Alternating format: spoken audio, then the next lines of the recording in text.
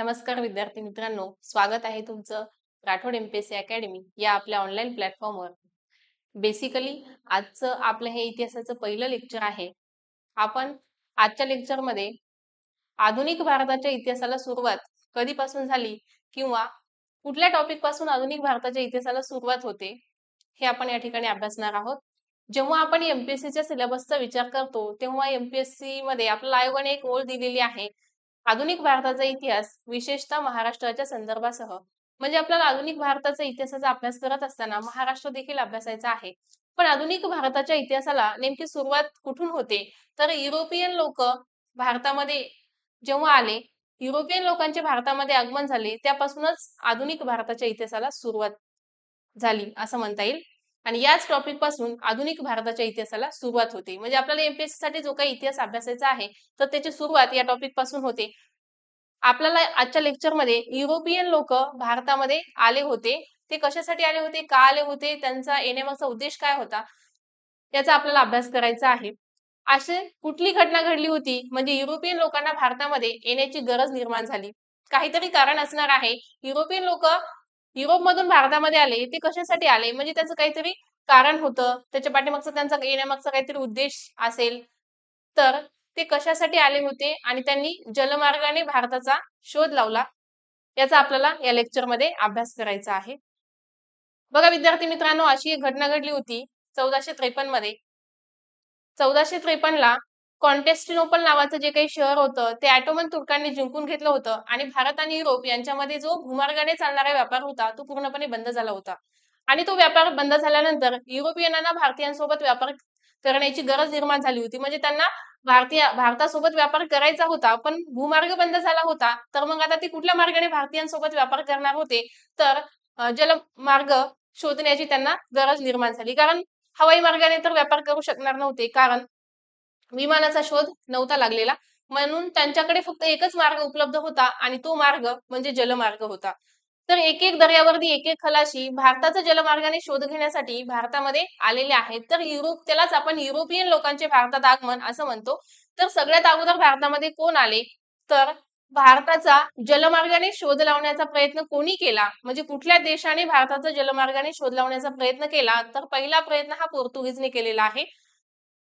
पोर्तुगीज नंतर Spain, Italy असेल, तर अशा वेगवेगळ्या युरोपियन कंट्रीजने भारताचा जलमार्गाने शोध लावण्याचा प्रयत्न केला. पण खऱ्या अर्थाने भारताचा शोध हा पोर्तुगीज या देशाने लावलेला आहे. मग तो कोणता खलाशी होता की त्याने भारताचा जलमार्गाने शोध लावला आणि त्यानंतर भारतामध्ये ईस्ट इंडिया कंपनीज येऊ लागल्या होत्या व्यापारासाठी? याचा आपल्याला या लेक्चरमध्ये अभ्यास करायचा आहे. युरोपियन लोकांचे भारतामध्ये आगमन कशा पद्धतीने झाले, का झाले, कशासाठी झाले, हे आपण बघू. बघा, भारत आणि युरोप यांचं प्राचीन काळापासूनच काय होता, व्यापार सुरू होता. म्हणजे असं नाही की युरोपियन लोक भारतामध्ये यायला लागले आणि तेव्हापासूनच भारत आणि युरोप यांच्यामध्ये व्यापाराला सुरुवात झाली. तर प्राचीन भारताचा आपण जेव्हा अभ्यास करतो, तेव्हा आपल्या असं लक्षात येतं की भारत आणि युरोप यामध्ये प्राचीन कालखंडापासूनच व्यापार चालत होता. आणि व्यापारी खरं म्हणजे भारतातील मालाला युरोपमध्ये खूप मोठ्या प्रमाणामध्ये मागणी होती. आणि ते कुठल्या पदार्थाला? तर जे काही भारतामधील मसाल्याचे पदार्थ आहेत, त्या मसाल्याच्या पदार्थाला युरोपमध्ये खूप मोठ्या प्रमाणामध्ये मागणी होती. त्यामुळे युरोपियन लोकांना भारतीयांसोबत व्यापार करायचा होता. त्यासाठी त्यांनी भूमार्ग हा बंद झाला होता आणि जलमार्गाने भारताचा शोध लावला. कॉन्स्टँटिनोपल नावाचं हे शहर खूप महत्वाचं होतं. बघा, भूमार्गाने चालणारा व्यापार कशा पद्धतीने चालत होता? भूमार्गाने चालणारा व्यापार एक मार्ग होता, तो म्हणजे इटली, कॉन्स्टँटिनोपल,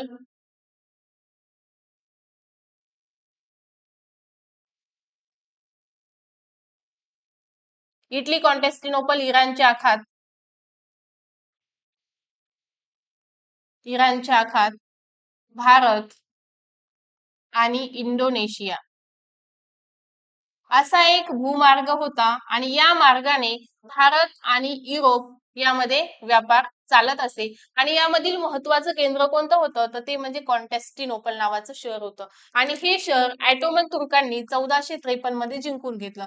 त्यामुळे काय झालं, तर भारत आणि युरोप यामध्ये चालणारा जो काही व्यापार होता तो पूर्णपणे बंद पडला होता आणि युरोपियनांना भारतीयांसोबत व्यापार करायचा होता. त्यामुळेच भारताचा शोध हा जलमार्गाने लावण्याचा प्रयत्न युरोपियन देशातील व्यक्तीने केलेला आहे. तर त्यामधील पहिला प्रयत्न कुणाचा आहे बघा.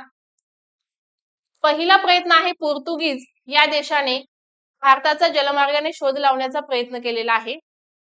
सगळ्यात अगोदर भारताचा जलमार्गाने शोध लावण्याचा प्रयत्न हा बार्थोलोम्यू डायस या व्यक्तीने केला 1487 मध्ये. इथं प्रिंट मिस्टेक झालेली 88 नाही तर 87 आहे, पण तुम्हाला 1487 किंवा 88 एवढ्या डीप मध्ये त्या डेट लक्षात ठेवायची गरज नाही, कारण आयोगाने आतापर्यंत या टॉपिकवर प्रश्न विचारलेले नाहीत. पण एक फॉर्मॅलिटी म्हणून आपल्याला हे टॉपिक करणं महत्वाचं आहे.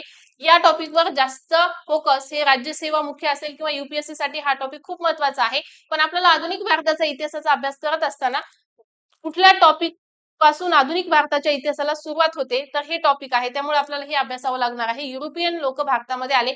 आपण फक्त एवढं लक्षात ठेवायचं की भारताचा जलमार्गाने शोध लावण्याचा पहिला प्रयत्न करणारा व्यक्ती कोण होता, तर तो होता पोर्तुगीज. आणि पोर्तुगीजचा होता, त्याचं नाव आहे बार्थोलोम्यू डायस. 1487 मध्ये तो निघाला होता भारताचा शोध लावण्यासाठी.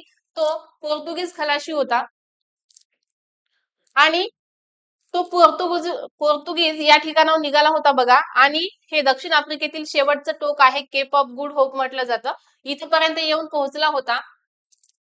केप ऑफ गुड होपला आशेची भूशीर असं म्हटलेलं आहे, कारण त्या ठिकाणी बार्थोलोम्यू डायसच्या आशा पल्लवी झाल्या होत्या आणि त्याला असं वाटू लागलं की मी भारताचा शोध लावणार आहे किंवा मला भारताचा शोध लागेल. पण बार्थोलोम्यू डायसला काही भारताचा शोध लागला नाही. तो आफ्रिकेच्या दक्षिण टोकापर्यंत, ज्याला सद्यस्थितीमध्ये आपण केपागुलस या नावाने ओळखतो, तिथपर्यंत पोहोचला होता आणि तेथेच त्याचा मृत्यू झाला. त्याच्या पुढे तो काही जाऊ शकला नाही.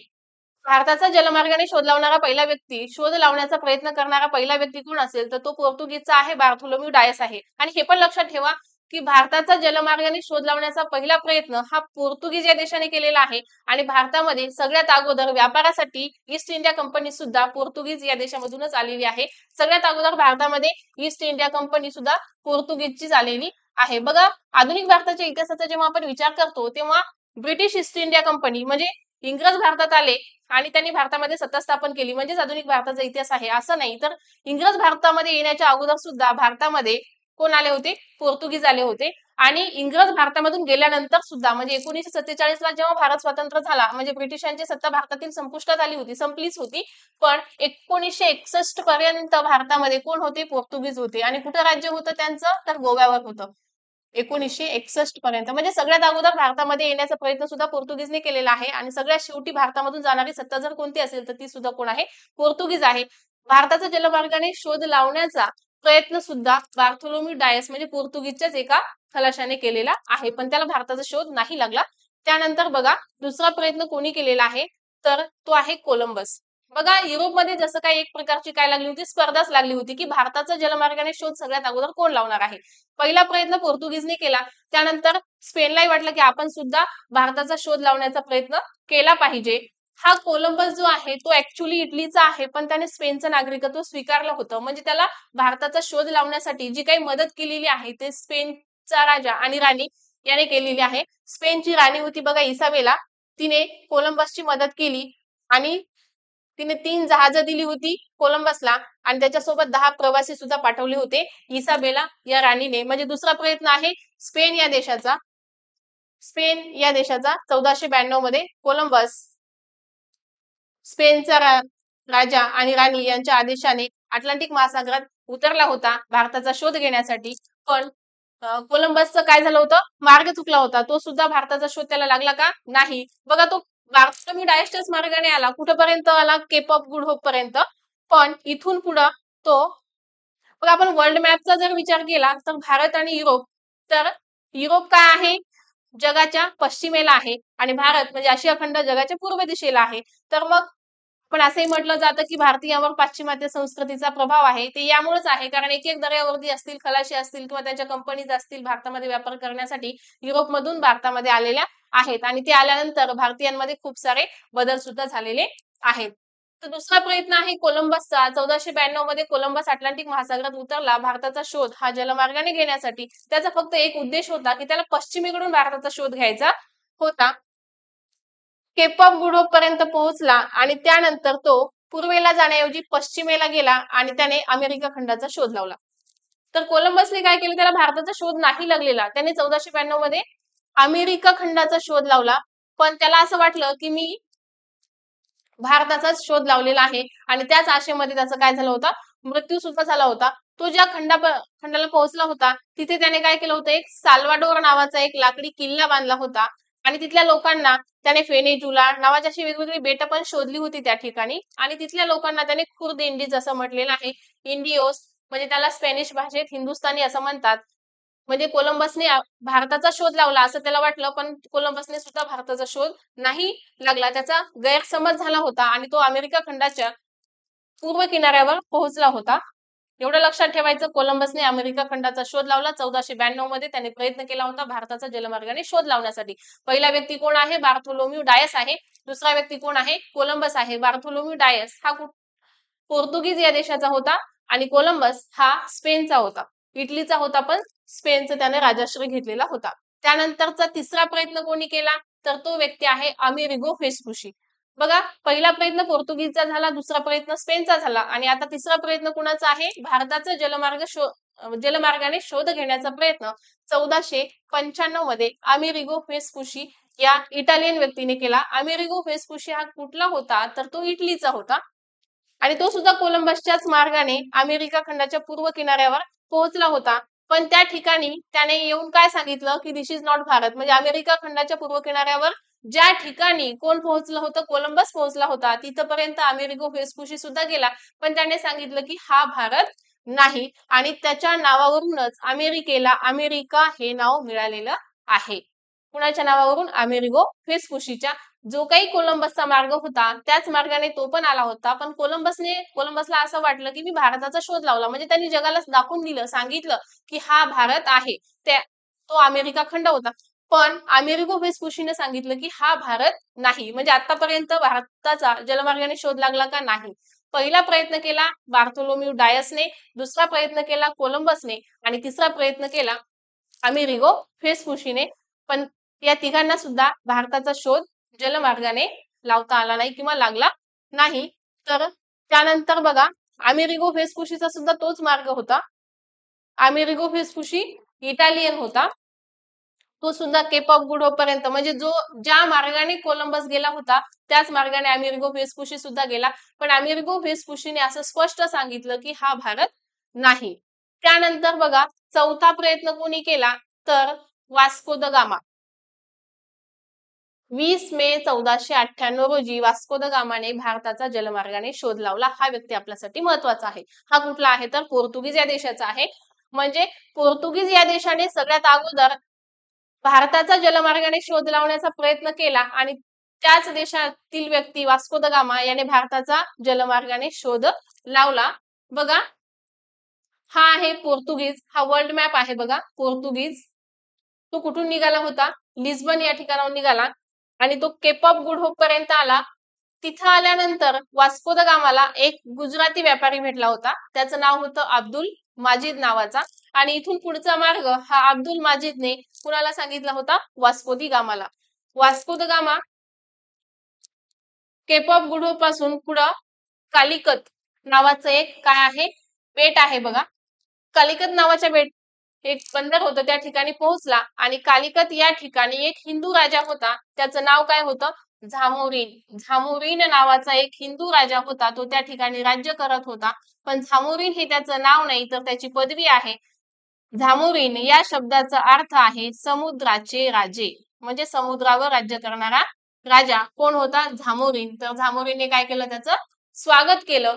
कुणाचं, वास्को द गामाचं. आणि वास्को द गामाने पूर्ण काही त्याला सांगितलं, त्याच्यासोबत काय आणलेलं आहे. किंवा जॉन हेनरी द नेव्हिगेटर हा जो पोर्तुगीजचा राजा होता, त्याचं जे पत्र त्याच्याकडे होतं, कुणाकडे, वास्को द गामाकडे. मग त्याने दाखवलं की मी असं असं काम आहे माझं, म्हणजे भारताचा शोध लावण्यासाठी जलमार्गाने मी आलेलो आहे. मला भारतात म्हणजे व्यापाराचा त्यांचा उद्देश आहे. हे सगळं काही कुणाला सांगितलं, राजा झामोरीनला सांगितलं. आणि वास्को द गामा जेव्हा भारताचा शोध लावण्यासाठी निघाला, म्हणजे तो काही एकटा आला होता का, नाही, त्याच्यासोबत काही प्रवासी सुद्धा होते आणि त्याने त्याच्या जहाजामध्ये भरून काही माल पण आणला होता. कुठून, युरोप मधून. तर त्यामध्ये काय काय होतं बघा, पोर्तुगीज मधूनच भारतामध्ये जे काही पदार्थ आहेत, आपण जे आता आपण तो बटाटे असतील, टोमॅटो, मिरची, हे जे काही पदार्थ आहेत हे सगळे कुठून आलेले आहेत तर पोर्तुगीज मधून भारतामध्ये आलेले आहेत. ते वास्को द गामाने त्याच्यासोबत जे काही सगळं सामान आणलेलं होतं ते राजा झामोरीनला दाखवलं, त्याला सांगितलं की मी भारताच्या शोधासाठी आलेला आहे आणि कुठला आहे, पोर्तुगीजचा आहे वगैरे, त्यांचं सगळं काय झालं संभाषण त्या ठिकाणी झालेलं आहे. झामोरीनने त्याचं खूप चांगल्या प्रकारे स्वागत केलेलं आहे. कुणाचं? वास्को द गामाचं. बघा, वास्को द गामाने खऱ्या अर्थाने भारताचा जलमार्गाने शोध लागला. आता भारताचा शोध लागल्यानंतर भारतीयांसोबत आपल्याला व्यापार करायचा आहे. बघा, वास्को द गामा आफ्रिकेच्या दक्षिण टोकाला वळसा घालून भारताच्या पश्चिम किनाऱ्यावर पोहोचला होता. कालिकत बंदर त्या ठिकाणी कोप्पड नावाचं एक ठिकाण होतं, तिथं पोहोचला आणि तिथे जो राजा राज्य करत होता तो राजा म्हणजे कोण होता? झामोरीन होता. भारताचा सागरी मार्ग शोधणारा हा पहिला व्यक्ती ठरलेला आहे. कोण? Vasco da gamma. तुम्हाला आयोग विचारू शकतं की भारताचा शोध म्हणजे जलमार्गाने भारताचा शोध कुणी लावला, तर तो व्यक्ती आहे वास्को द गामा, 20 मे 1498. किंवा असंही विचारलं जाऊ शकतं की भारताचा जलमार्गाने शोध लावणारा देश कोणता आहे, तर म्हणजे कुठल्या देशातील व्यक्ती होता तो, तर तो वास्को द गामा होता, पोर्तुगीजचा. पहिला प्रयत्न सुद्धा पोर्तुगीजने केलेला आहे आणि त्यानंतर शोध सुद्धा पोर्तुगीज या देशातील व्यक्तीनेच लावलेला आहे. ईस्ट इंडिया कंपनी सुद्धा भारतामध्ये स्थापना ही पोर्तुगीजची सगळ्यात अगोदर झालेली आहे. तुम्हाला भारताचा शोध लागल्यानंतर भारतामध्ये ज्या काही ईस्ट इंडिया कंपनी झाल्या होत्या व्यापारासाठी त्याचा सुद्धा क्रम लावा, असा क्वेश्चन विचारला जाऊ शकतो. तर लक्षात ठेवा, सगळ्यात अगोदर कोण आले होते भारतामध्ये? पोर्तुगीज. त्याच्यानंतर आले डच, त्याच्यानंतर आले इंग्रज,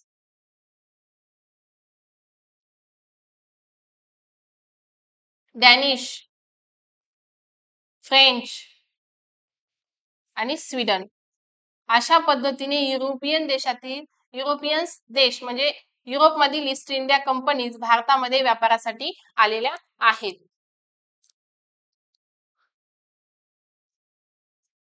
त्यानंतर बघा, पाचवा व्यक्ती आहे फर्डिनॅन्ड मॅगलेन. फर्डिनॅन्ड मॅगलेन पृथ्वीची जलयात्रा पूर्ण करण्याचं श्रेय जर कुणाला जात असेल तर तो फर्डिनॅन्ड मॅगलेनला जातं. पण तो पूर्ण ही यात्रा करू शकला नाही, कारण 1521 मध्ये फिलिपाईन्स मधील सेबू प्रांतामध्ये त्याचा मृत्यू झाला होता, फर्डिनॅन्ड मॅगलेनचा. आणि त्यावरूनच मॅगलेनची समुद्रध्वनी हे नाव मॅगलेन वरूनच त्या ठिकाणी पडलेलं आहे. बघा, वर्ल्ड मॅप जर आपण पाहिला तर त्यामध्ये मॅगलेनची समुद्रध्वनी असे आहे त्यामध्ये, तर ते नाव सुद्धा मॅगलेन वरूनच पडलेलं आहे. 1520 मध्ये त्याने एक मार्ग काढला होता, त्याला अमेरिका, दक्षिण अमेरिका खंड असं म्हटलेलं आहे. बघा, अशा पद्धतीने हे युरोपियन्स लोक भारतामध्ये आलेले आहेत. तर सगळ्यात अगोदर कोण आलं? बार्थोलोम्यू डायस आला 1487 मध्ये, त्यानंतर आला कोलंबस 1492 मध्ये, त्यानंतर अमेरिगो वेस्पुशी नंतर आलेला व्यक्ती आहे वास्को द गामा आणि हा शेवटचा व्यक्ती आहे फर्डिनॅन्ड मॅगलेन. पण खऱ्या अर्थाने भारताचा शोध कुणी लावला, तर 20 मे 1498 मध्ये पोर्तुगीजचा व्यक्ती वास्को द गामाने भारताचा जलमार्गाने शोध लावला. आणि तो परत जाताना म्हणजे तो भारताचा शोध लागला त्याला आणि तो जेव्हा पोर्तुगीज या देशामध्ये परत गेला, तर असं म्हणतात की त्याने जे काही खर्च केला होता प्रवासासाठी लागणारा, जो काही खर्च होता प्रवासासाठी लागणारा, तो प्रवास खर्च वजा करता म्हणजे त्याने भारतामधून जे काही माल पोर्तुगीज मध्ये घेऊन गेला होता का, तर त्यामध्ये त्याला 60 पट नफा मिळाला होता. बघा, 60 पट नफा मिळाला कुणाला? वास्को द गामाला. आता 1 रुपयाचे जर 60 रुपये होत असतील तर भारतीयांसोबत व्यापार करायला त्यांना नको असं वाटणार आहे का? नाही. म्हणजे त्यांना खूप सारा नफा होत होता, कारण युरोपमध्ये सगळ्यात जास्त मसाल्याच्या पदार्थांना, भारतीय मसाल्याच्या पदार्थांना खूप मोठ्या प्रमाणामध्ये मागणी होती आणि हाच एक त्यांचा उद्देश होता की भारतासोबत व्यापार करण्याचा, मसाल्याच्या पदार्थाचा व्यापार करणे. आणि पोर्तुगीजचा अजून एक उद्देश होता की भारतीयांसोबत जे काय आहे ते भारतामध्ये येऊन त्यांना काय करायचं होतं? धर्म प्रसार करायचा होता त्यांचा. तर वास्को द गामाला जेव्हा तो पोर्तुगीज मध्ये पोहोचला तेव्हा पूर्ण प्रवास खर्च वजा करता त्याला 60 पट एवढा नफा मिळाला होता. बघा, अशा पद्धतीने युरोपियन्स लोकांचे भारतामध्ये आगमन झाले. ते का झाले, कशासाठी झाले आणि कोणकोणते व्यक्ती दर्यावर्दी असतील, खलाशी असतील की भारताचा शोध जलमार्गाने लावण्यासाठी निघाले होते, तर हे 5 व्यक्ती आपल्याला महत्वाचे या ठिकाणी सांगता येतील. सगळ्यात अगोदर म्हणजे बार्थोलोम्यू डायस. लक्षात ठेवा, विचारलं तर हे तुम्हाला विचारलं जाऊ शकतं. सगळ्यात अगोदर पहिला प्रयत्न कुणी केला? Bartholomew Dias. त्यानंतर आला कोलंबस. बार्थोलोम्यू डायस होता पोर्तुगीजचा, कोलंबस होता स्पेनचा. त्यानंतर अमेरिगो वेस्पुशी. त्यानंतर वास्को द गामा आणि फर्डिनॅन्ड मॅगलेन. आणि पृथ्वीची जलयात्रा पूर्ण करणारा एक व्यक्ती आहे, तो म्हणजे त्याचं नाव आहे बघा दिलीप दोंदे म्हणून आहे, आणि अभिलाष टॉमी, हे दोन व्यक्ती सुद्धा आहेत. त्यांनी पूर्ण पृथ्वीची, अभिलाष टॉमी या दोन व्यक्तीने पृथ्वीची जलयात्रा पूर्ण केलेली आहे. अशा पद्धतीने युरोपियन लोकांचं भारतामध्ये आगमन झालेलं आहे. आणि यानंतर आता त्यांना भारतासोबत व्यापार करायचा होता, म्हणून त्यांच्या ईस्ट इंडिया कंपनीज भारतामध्ये आलेल्या आहेत. आणि ईस्ट इंडिया कंपनीज भारतामध्ये आल्या, त्यांनी व्यापाराला सुरुवात कशा पद्धतीने केली हे आपण नेक्स्ट लेक्चर मध्ये बघणार आहोत. तर आजच्या लेक्चर मध्ये आपण युरोपियन लोक म्हणजे दर्यावरती असतील, त्याला आपण खलाशी सुद्धा म्हणतो, ते कोण कोण भारतामध्ये आले आणि पहिला प्रयत्न कोणी केला आणि खऱ्या अर्थाने भारताचा जलमार्गने शोध कोणी लावला, याचा आपण अभ्यास केलेला आहे. तुम्हाला जर हे लेक्चर आवडलं असेल तर लाईक करा आणि आपल्या मित्रांपर्यंत शेअर करा. आता नेक्स्ट लेक्चर मध्ये आपण ईस्ट इंडिया कंपनीची भारतामध्ये स्थापना कशा पद्धतीने झाली आणि हे जे काही पोर्तुगीज होते, डच होते, फ्रेंच होते, स्पॅनिश होते, यांच्यासोबत त्यांचा जो काही सत्ता संघर्ष झालेला आहे, त्यांचे जे काही युद्ध झालेले आहेत, त्याचा अभ्यास करणार आहोत. धन्यवाद.